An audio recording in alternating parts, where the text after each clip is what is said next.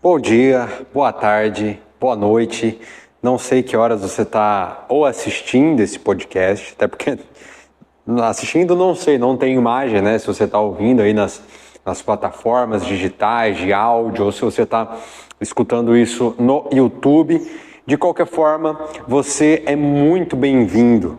De qualquer forma, eu agradeço a confiança que você está depositando no nosso ministério, no nosso canal, esse tempo que você está reservando para agora se aprofundar um pouco mais na palavra de Deus, tentar entendermos juntos de alguma forma o que Deus está fazendo, qual é o desígnio de Deus para a sua igreja. Você está separando esse tempo, né? Se você está ouvindo isso pelo YouTube, já deixa aí a sua inscrição. Estamos, neste momento que eu estou gravando, estamos com 299 inscritos.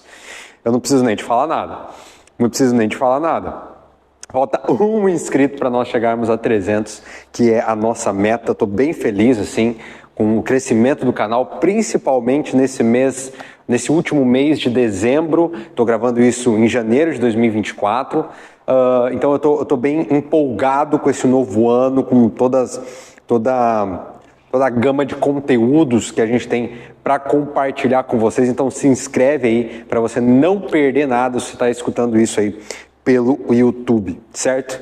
O tema de hoje é um tema não muito confortável, na verdade, como a maioria dos temas que a gente trata aqui no nosso podcast, né? Um momento diferente dos quadros ali tradicionais que você tem, que a gente tem no YouTube, né? Os devocionais, é uma mensagem um pouco mais simples, um pouco mais direta. Ali no Table Sitting a gente conversa mais sobre algum tema importante, né?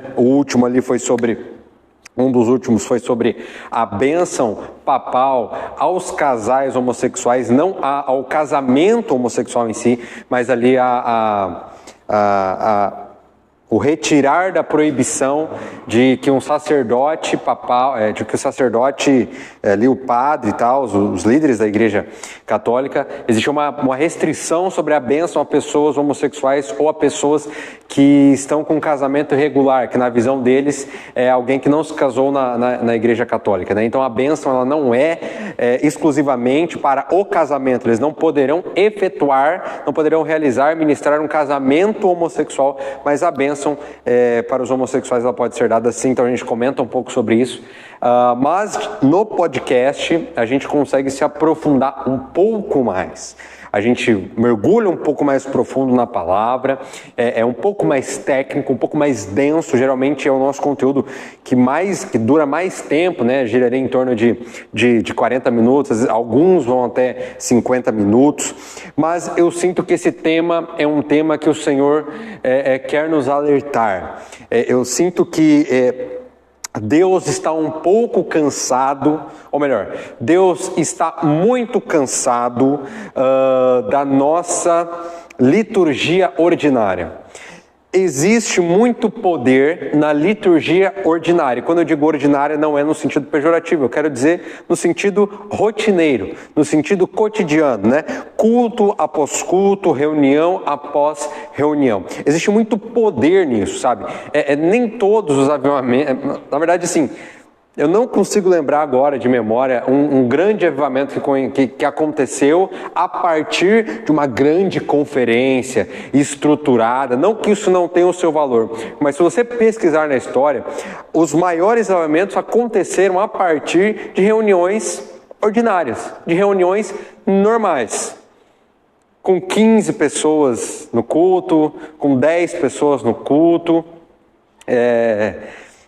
às vezes sem instrumentos, né? Às vezes sem toda a estrutura que torna, né, ali a liturgia do culto mais bela, mais vistosa aos nossos olhos. E grandes avivamentos surgiram de ambientes simples, mas com muita fome por Deus, e é isso que eu acredito que nós estamos perdendo. Eu tenho sentido que a gente tem focado muito mais no belo do que na essência, muito mais na aparência do que propriamente a essência das coisas. Então a gente tem um anseio, uma sede para que as coisas funcionem, e a gente está tão focado em fazer com que as coisas funcionem perfeitamente, funcionem de maneira harmoniosa, que nós nos esquecemos que não fomos chamados para funcionar e sim para fluir. Eu quero dar um pequeno exemplo e eu preciso que você seja muito maduro agora. Eu preciso que você permita que o Espírito Santo ministre ao seu coração neste momento, porque o que eu vou falar, ele pode ser um pouco polêmico. Em termos de serviço, talvez, serviço, pensa no serviço em si, sem espiritualizar demais, serviço. Performance, né? No nosso trabalho, geralmente, a gente tem que performar. No seu ambiente de trabalho, você provavelmente é visto por aquilo que você faz, por aquilo que você produz. Então, pensa em performance, em alta performance, né? Só para a gente clarear um pouco mais, antes de eu dar esse exemplo, vamos pegar o exemplo aqui de um jogador ou de um esportista. Né? O jogador de futebol, a partir do momento que ele deixa de entregar certos números, deixa de entregar certos resultados, se ele é titular, ele se torna um reserva. Ele não joga mais na equipe titular até que ele é vendido, ou ele é negociado, até que os grandes jogadores, para que eles se mantenham no topo, eles têm que entregar constantemente números, né? E no nosso trabalho também é assim. Dadas as devidas proporções, a gente tem que performar. E essa cultura performática, ela está fazendo parte do nosso DNA, inclusive entrando dentro da igreja.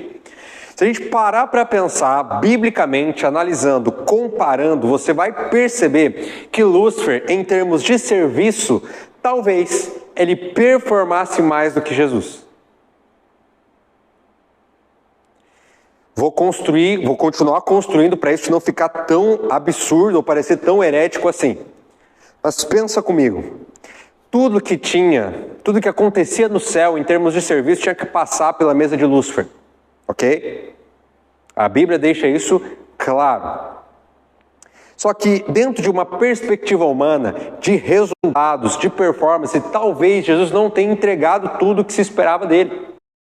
Vou dar alguns exemplos. Jesus está caminhando acompanhado de Jairo, porque Jairo estava desesperado, porque a sua filha estava com uma doença e ela estava prestes a morrer. Jesus para no meio do caminho para perguntar quem o havia tocado. Nisso a menina morre. Existiam expectativas em relação a Jesus, e essas expectativas naquele momento não foram cumpridas. Vamos lá, vamos continuar. Os discípulos, você já viu, não sei se, eu tenho um hobby muito estranho, tá? Que é gostar de assistir vídeos de tempestade no mar. Eu acho assim, é aterrorizante e eu acho fantástico. Então, não sei se você já viu o vídeo de uma tempestade no mar. Tempestade no mar é terrível, cara, é terrível. Sabe, você vê aquela força da natureza que você não consegue fazer nada, ainda que você tenha uma baita de uma estrutura, um baita de um barco, não há quem resista a uma tempestade. E os discípulos estavam no meio da tempestade, o que Jesus estava fazendo? Dormindo. Se você parar para pensar em perspectivas humanas, tanto que houveram muitos líderes que conheciam as Escrituras, que tinham expectativas, mas quando Jesus se declarou o Messias, eles rejeitaram Jesus. Porque haviam expectativas. Se você parar para pensar nessa perspectiva humana, de resultados, de performance, deu errado. Jesus morreu. Ele não foi o libertador que muito se esperava. Mas sabe, Jesus não veio para performar, Jesus não veio para resolver a vida das pessoas. Jesus veio para salvar. É um propósito muito superior do que simplesmente efetuar um serviço. É muito mais acima. É evidente que Jesus realizou milagres. É evidente que existia naquele dormir de Jesus no barco um propósito. É evidente que existia naquele parar no meio do caminho enquanto uma menina estava morrendo para perguntar quem o havia tocado. É evidente que naquilo havia um propósito, havia um direcionamento do Espírito Santo.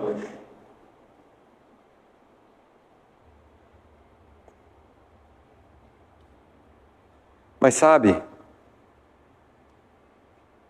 hoje nós olhamos Jesus como Messias, mas talvez muitos de nós, se vivêssemos naquela época, talvez nós também não teríamos reconhecido.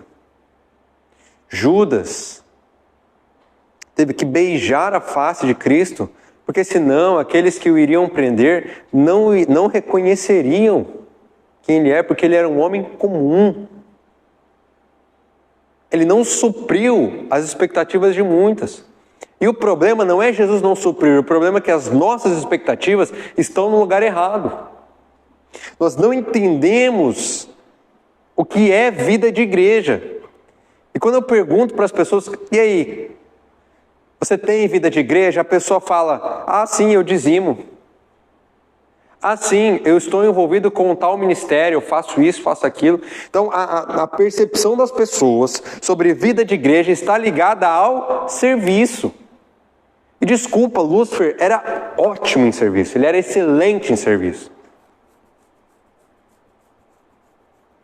João, você está dizendo que o serviço, a boa obra não é importante? Claro que é, mas a melhor das nossas obras, ela é trapo de imundícia perante Deus.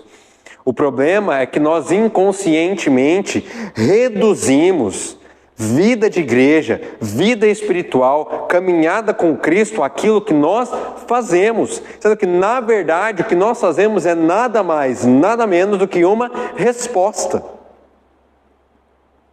Quando se eu te perguntar sobre vida de igreja, a primeira coisa que você pensar é no que nós fazemos dentro do templo, você está pintando uma caricatura do que significa a vida de igreja. Eu escutei essa semana, assisti uma aula sobre eclesiologia, certo? Que é o estudo sobre vida de igreja, ministrada pelo Rodrigo Rocha, e ele falou uma frase que me chamou muita atenção. E ser igreja, na verdade, é o que acontece entre uma reunião e outra, e não na reunião. Entendeu?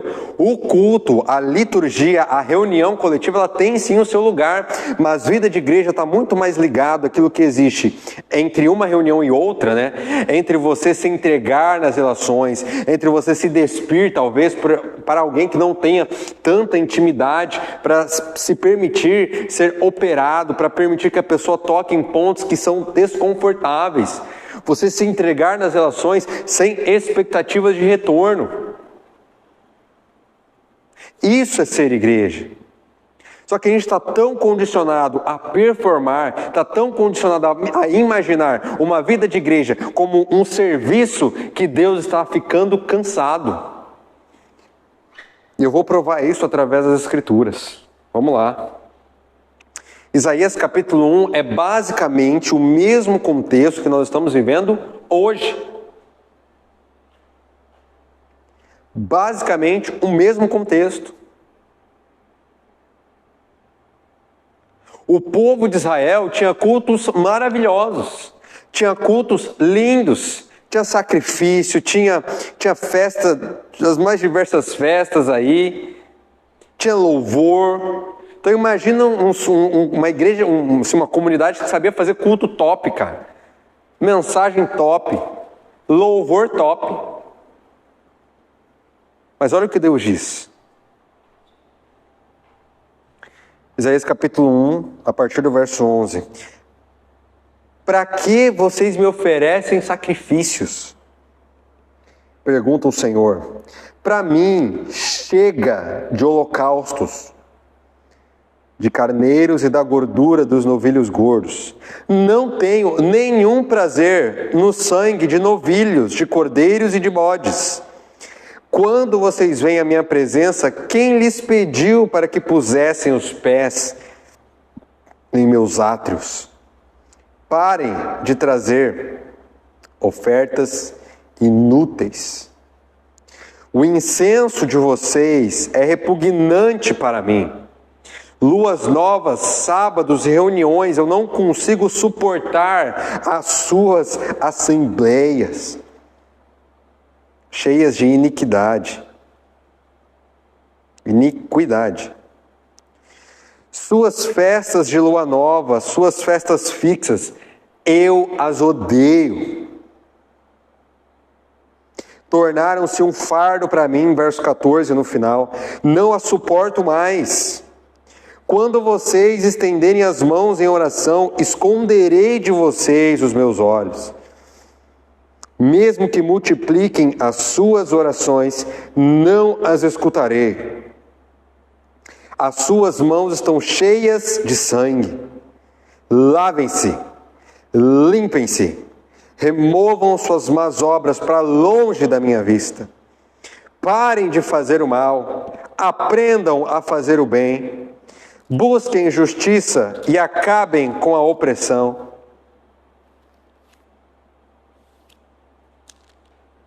E aí o verso 19 diz: vocês estiverem dispostos a me obedecer, colherão o melhor dessa terra.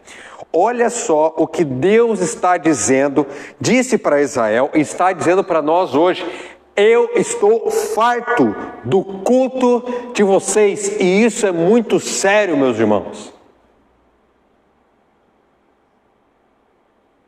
Existe algo na teologia que se chama tipologia bíblica, que é quando você pega um texto que foi escrito há muitos anos atrás, você traz ele para o nosso contexto. Você acha que precisa ser alguma coisa alterada disso aqui? Precisa ser alguma coisa contextualizada? A mensagem é a mesma. A indignação de Deus é a mesma, sabe por quê? Porque nós estamos adorando ao Senhor com os nossos lábios, mas o nosso coração está longe dele. E isso é demonstrado na visão limitada e antibíblica de que serviço é vida de igreja. E vida de igreja vai muito além do serviço que você presta no sábado, no domingo, no final de semana. Vida de igreja, meus amados, tem a ver com entrega, que parte de um lugar de trindade. O prazer que a trindade, olha como isso é sério, o prazer que a trindade tem em si mesma, na sua misericórdia, eles deram para nós a oportunidade de provar desse mesmo prazer com eles e nas relações.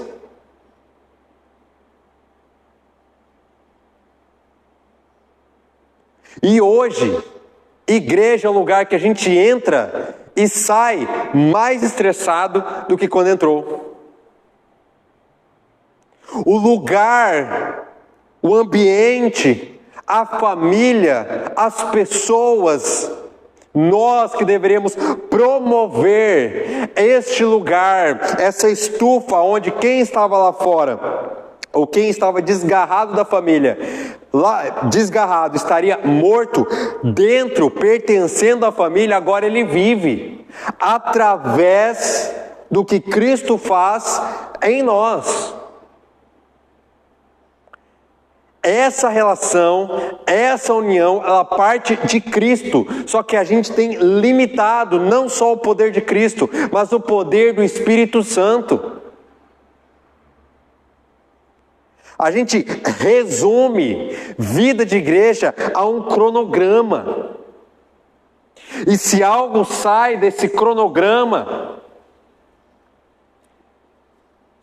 a gente tem a falsa impressão que está virando uma desordem, que Deus não gosta de desordem. Eu concordo.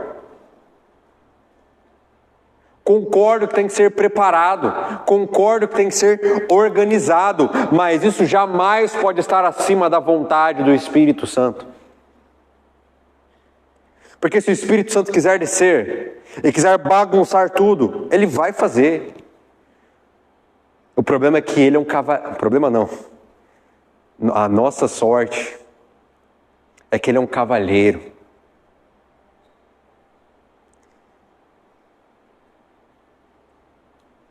É que ele é um cavalheiro, meus amigos. Ele não vai estar no lugar onde ele não é bem-vindo. E eu tenho a nítida sensação que o Espírito Santo não é bem-vindo nas nossas reuniões, na nossa obsessão por controle. Nós não deixamos espaço. Nós não permitimos que Ele nos ensine. A gente já vai para as Escrituras cheios de pressupostos, cheios de guias facilitadores, que têm o seu lugar. Mas qual foi a última vez que você abriu a Bíblia e deixou a Bíblia falar com você? Sem livro no lado, sem meditação do pastor tal. Só você e as Escrituras, e o Espírito Santo te conduzindo, tornando aquelas sagradas letras vida em você. Qual foi a última vez que você fez isso?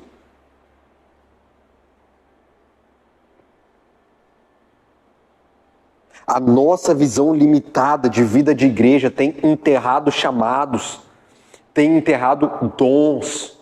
A nossa visão restrita do que significa vida de igreja tem causado peso nas pessoas. E hoje as pessoas que deveriam, e hoje o ambiente, a família, o lugar que deveria ser um lugar, um ambiente de refrigério, de descanso, tem sido um lugar de ainda mais cargas.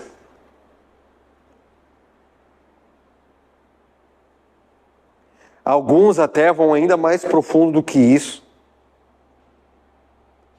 Sacrificam a própria família em função das atividades eclesiásticas. Paulo, ao orientar Timóteo com relação aos cuidados da igreja de Éfeso, ele vai dizer o seguinte: aquele que não cuida dos seus, principalmente da sua própria família, da sua própria casa, negou a fé e é pior que o descrente.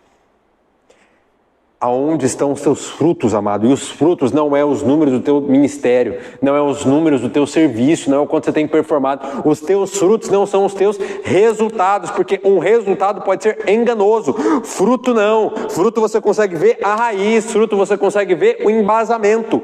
Aonde estão os teus filhos? Aonde estão os teus pais? Aonde estão os teus irmãos? Quais são os frutos que você tem gerado ou deixado de gerar? Talvez a falsa sensação de estar envolvido todas as semanas no serviço eclesiástico te dão a impressão de que você está frutificando, sendo que na verdade você tem sido muito mais joio do que trigo, porque o trigo frutifica, o joio não. E o trigo, quando bate o vento, ele se curva. O joio não. Quantos de nós temos nos curvado ao vento do Espírito? Deus está cansado, fadigado, Ele não aguenta mais as nossas reuniões vazias, cultos onde tudo pode ser o centro, menos a presença de Deus, cultos onde muitas coisas são adoradas, menos Deus. Chegou a hora de nós derrubarmos os altares. Chegou a hora de nós zelarmos para que Deus seja o único a ser adorado em nosso meio. Porque infelizmente a glória que deveria ser dele, nós temos dado ou a outros ou a nós mesmos. É ou não é? Então os nossos cultos, na verdade, são para exaltar o próprio ser humano. Não existe presença renovadora do Senhor. Não existe a presença que toca sem ninguém precisar ministrar nada. Não existe a presença que desce e faz com que as pessoas se arrependam de seus pecados. Nós não damos... A gente não tem dado espaço para essa presença.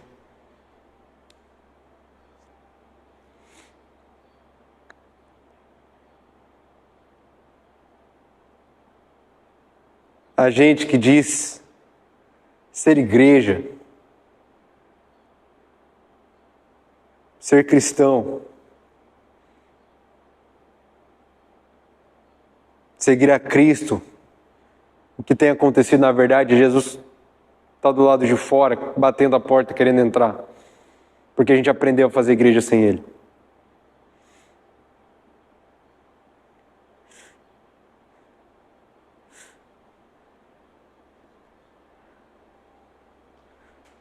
Jesus não é mais entronizado nas nossas reuniões.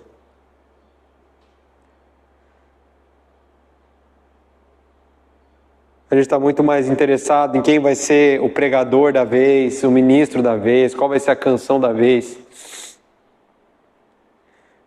E a presença de Jesus, que é o que toca as pessoas, que é o que transforma. As pessoas não são transformadas na tua persuasão, na tua eloquência.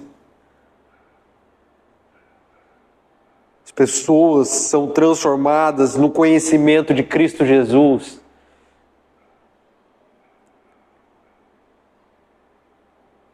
Só que a gente, na ânsia de performar, no peso de dar resultado, a gente tem atropelado os processos, querendo empurrar a nossa fé goela abaixo. E tudo isso se torna vazio, as pessoas estão com fome de pão e a gente está oferecendo migalhas.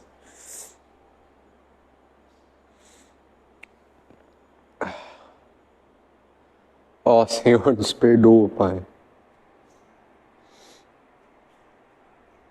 Nos perdoa porque temos adorado a tudo menos ao Senhor. Nos perdoa porque dentro da Tua igreja nós temos levantado altares a outros ídolos. O ídolo da nossa racionalidade, o ídolo do nosso intelectualismo, o ídolo das nossas tradições que muitas vezes estão acima até da Bíblia. Retorne o nosso coração a uma adoração genuína e verdadeira.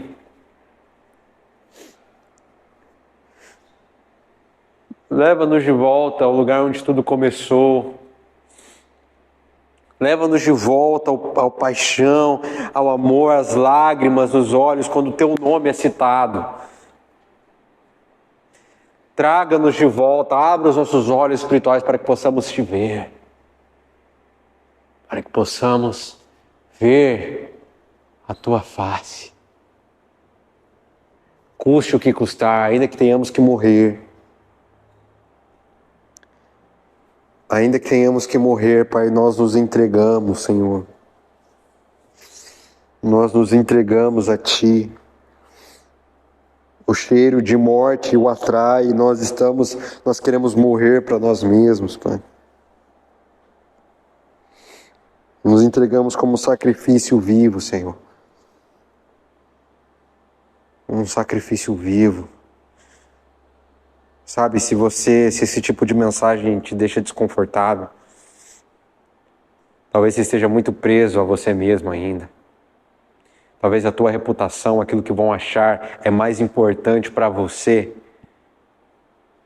do que entregar a adoração que o Senhor merece. E quando eu digo entregar a adoração que Ele merece, não estou falando de serviço, cara. Estou falando de uma vida de adoração. Estou falando de você se derramar na presença, abrir mão do seu eu, abrir mão de quem você é para deixar Cristo florescer em você. Por favor, cara, para de achar que serviço, que se você fizer um serviço bem feito, você está servindo a Deus. Vai muito além disso. Vai muito além da excelência. Vale ressaltar que Jesus não foi excelente nas expectativas que as pessoas tinham do serviço.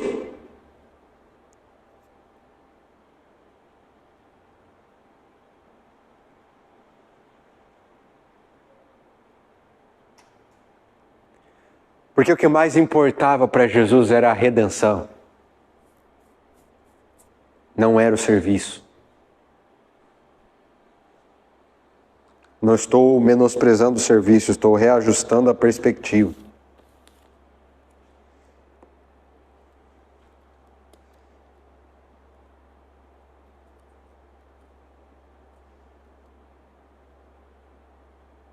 Amós 5, a partir do verso 21, vai dizer assim: Eu odeio, o Senhor dizendo, eu odeio e desprezo as suas festas religiosas.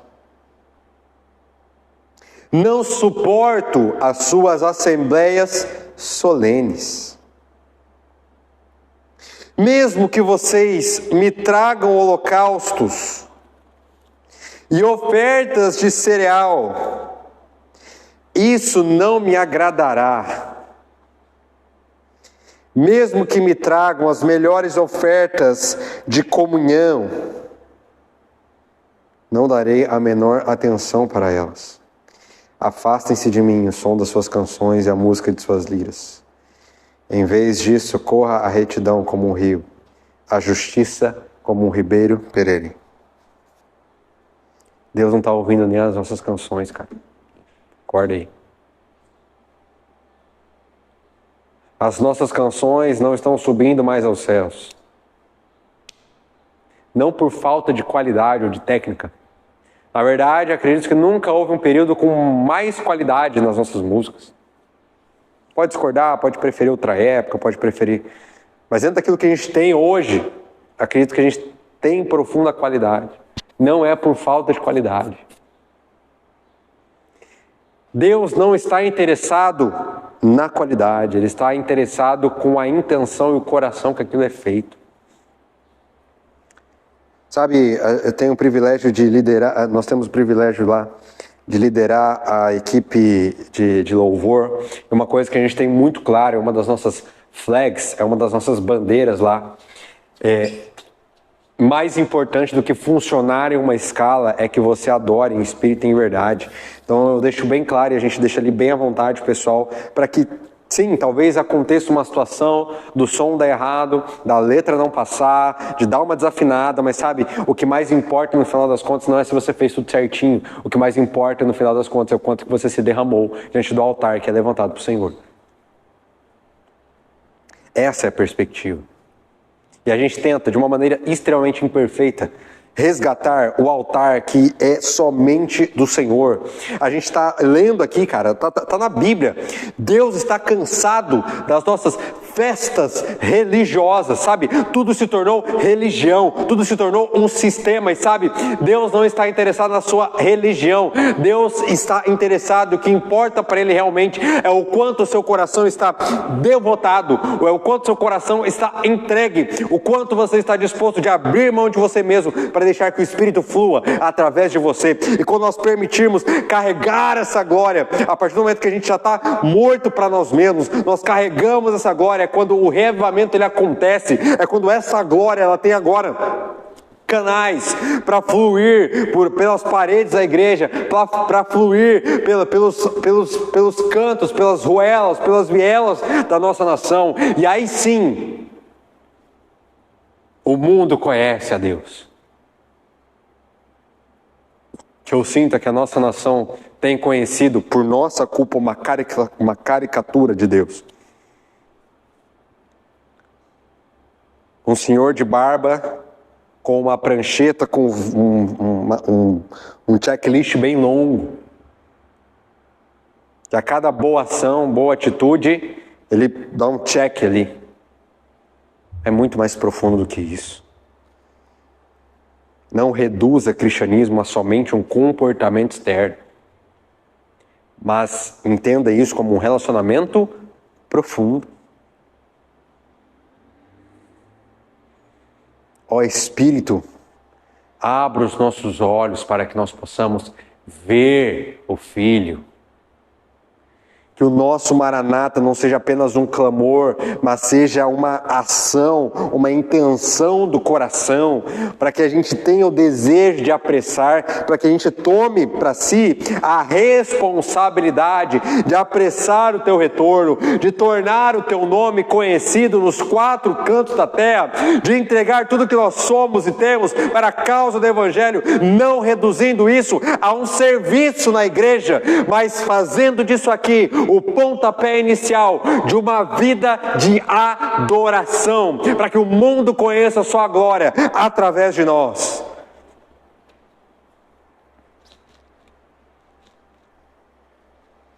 Se não nós, quem, Pai? Se não agora, quando? Que a oração de John Knox possa ser a nossa oração. Dá-me a Escócia, senão eu morro. Dá-nos o Brasil, senão nós morremos. Ou a oração de Jonathan Edwards. Dobra-me, Senhor. Quebra-me, Senhor. Limpa a tua igreja de toda altivez, de todo orgulho, de toda sensação de exclusividade, de terra santa, aonde somos mais merecedores da salvação do que o outro. Faça-nos enxergar os nossos irmãos como a Cristo. Que a tua igreja viva dias de mover do Espírito Santo, de união, de vida de igreja como nunca antes. Essa é a nossa oração, Deus. Esse é o nosso desejo genuíno. Queremos te adorar como o Senhor merece. Queremos te exaltar como o Senhor merece. livres da expectativa de retorno ou da expectativa de uma boa reputação. Se for necessário que a gente abra mão daquilo que vão pensar de nós, a gente abre mão. Tudo para que o teu nome seja exaltado. Pois uma vez que eu coloquei os meus olhos em ti, nada mais me satisfaz.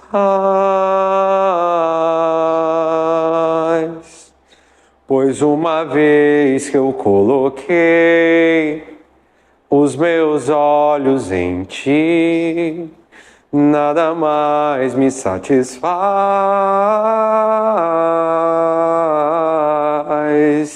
Só quero a ti, nada mais, nada mais, nada além de ti. Eu só quero a ti, nada mais, nada mais, nada além de ti.